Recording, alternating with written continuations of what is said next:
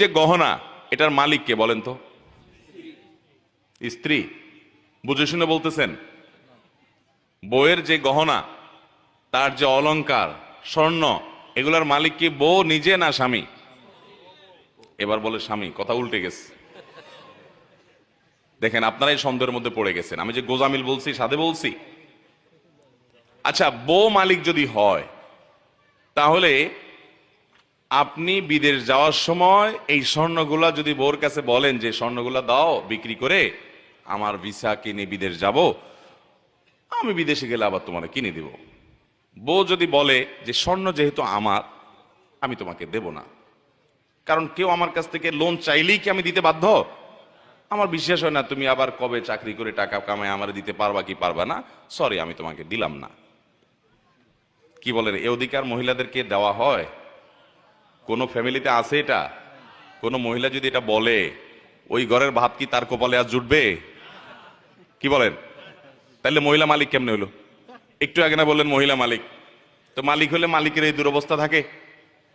আচ্ছা, আরেকটা এক্সাম্পল নেই, বলেন যদি কোনো মহিলা বলে যে স্বর্ণ গহনা এগুলো তো আমাকে দিয়ে দিছো তুমি, তোমার বাপেরা দিছে, তোমরা দিছো, বিয়ের সময় মোহর হিসাবে দিছো, যেমনি দিছো দিছো, এখন যেহেতু এটার মালিক আমি, তো আমি এগুলো বিক্রি করে আমার ভাইটা বেকার আছে ওর দিয়ে দিব, আমার বোনটা একটু কষ্ট আছে ওকে দিয়ে দিব, আমার বাপ মাকে আমি গিফট করব, অথবা আমি একটু মার্কিং টার্কিং করবো, আমার যা খুশি তা করব। মহিলা যদি সব স্বর্ণগুলো নিয়ে স্বর্ণকারের দোকানে বিক্রি করে ফেলায়, কি বলেন, ওই সংসারে ভাত খাইতে পারবে? তাহলে সে মালিক কেমনে হইল বলেন তো? আচ্ছা, এবার আপনি বলবেন তাহলে ঠিক আছে হুজুর, তাহলে স্বামী মালিক। তাইলে আরেক ভেজাল হবে। স্বামী যদি মালিক হয়, তাহলে স্ত্রীকে যে মহারণা দিছে, এ মহারণা যদি তার মালিকানাই থাকে, মহারণা আদায় হয়েছে? বুঝেন নাই কথা? আপনি 5 ভরি 3 ভরি 2 ভরি স্বর্ণ দিলেন, কি বাবদ? মোহর বাবদ।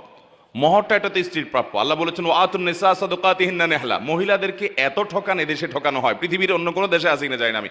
এদেশে অবশ্য ভারত বা অন্যান্য দেশে যেতে আমরা অনেক ভালো আছি, কিন্তু তারপরে আমরা এখন অ্যাজ এ মুসলমান আমরা অনেক পিছিয়ে আছি। পৃথিবীর অন্য কোনো মুসলমান দেশের সাথে তুলনা করলে আমরা এই জায়গায় খুব বাজে একটা জায়গায় আছি। মহিলাদের অধিকার আমরা নষ্ট করি, ধ্বংস করি।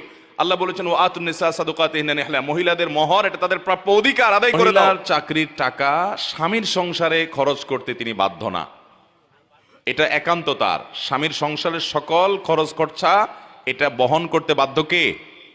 স্বামী নিজে। এখন স্ত্রী যদি স্বামীকে দয়া করে কিছু দান দক্ষিণা করে, কিছু দেয় আল্লাহর হস্তে, তাহলে সেটা স্বামীর জন্য খাওয়া জায়েজ আছে, সেটা দয়া হিসাবে। তা আমাদের দেশে এসব নাই।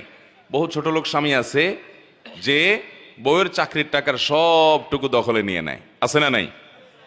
ইসলাম অর্থনৈতিক ব্যাপারে একেবারে পরিষ্কার অবস্থান নিতে বলেছে। আমাদের দেশে স্বামী স্ত্রীর টাকা পয়সার মধ্যে যত গোজামিল আছে, আর কোথাও এই গোজামিল নাই।